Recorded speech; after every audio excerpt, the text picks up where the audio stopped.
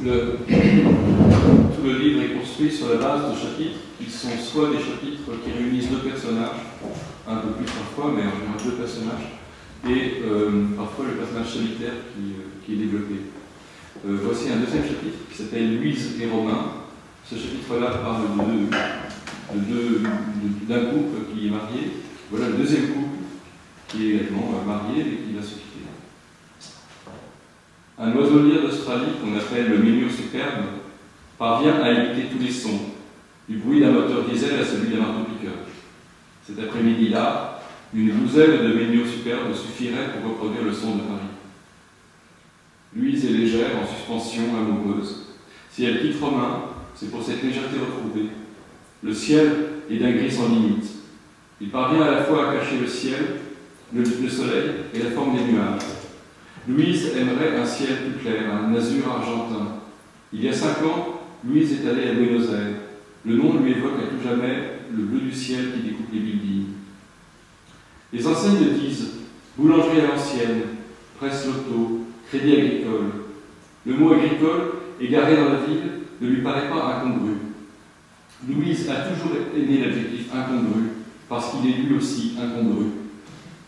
Il y a sur la Rébus une publicité pour un film américain avec Nicole Kidman, un autre sur un panneau pour une berline allemande. Elle pivote et laisse la place à un téléphone portable coréen. Louise traverse Paris pour quitter Romain et pourtant elle regarde la publicité. Elle prend de l'énergie dans la lumière du ciel, le scintillement des feuilles, le mouvement des branches. Elle regarde les affiches, les ouvriers qui creusent une tranchée dans le bitume, les boutiques, les robes et les bottines. Elle va quitter Romain et pourtant elle regarde les robes et les bottines. Elle s'est maquillée.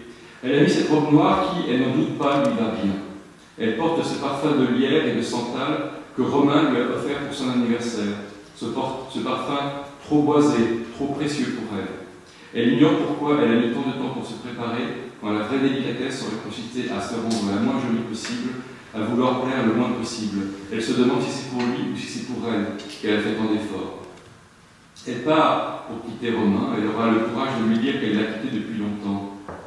Elle marche dans Paris pour lui signifier que le fil entre eux est rompu, que les enfants la rattachent à lui, mais que cela ne saurait suffire. Elle ne s'imagine plus déjà à son côté. Elle a oublié le bonheur qu'hier encore elle avait de sa présence à son bras. Mentalement, Louise a d'abord rempli des listes, aligné des colonnes. Elle a construit un quadrillage aussi rationnel que les blocs d'une ville américaine. Une colonne pour quitter Romain, une colonne contre. Je t'aime encore, dans la colonne contre, ou plutôt, elle aime encore l'avoir aimé. C'est comme l'arrière-goût sucré d'un café. Je ne t'aime plus, dans la colonne pour. Ou plutôt, elle ne l'aime plus comme il faudrait qu'elle l'aime pour continuer à l'aimer. Elle aurait pu écrire au fil des lignes ta façon de sourire parfois, ton air anglais d'homme qui s'ennuie, ton humour un peu amer, tes yeux verts et parfois gris, tes mains longues et fines. Les colonnes pour et contre se seraient remplies des mêmes mots. Elle a compris que ce qui l'attirait hier la repoussait aujourd'hui.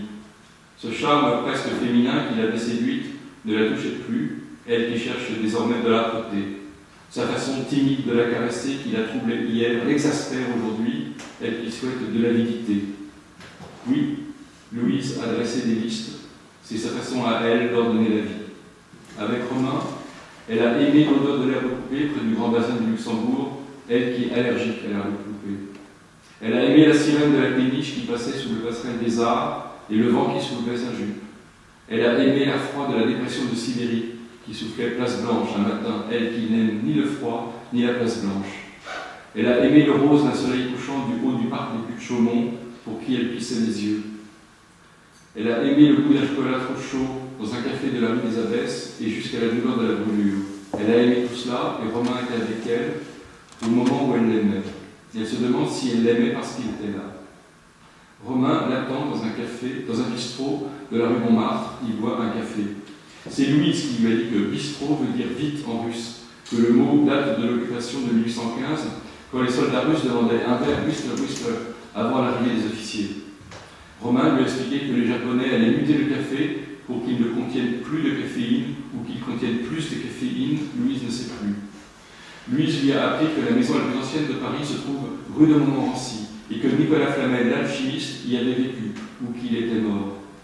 Romain lui a raconté que Mouton du Vernet était général et que d'Enfer Rochereau était colonel, ou c'est peut-être l'inverse.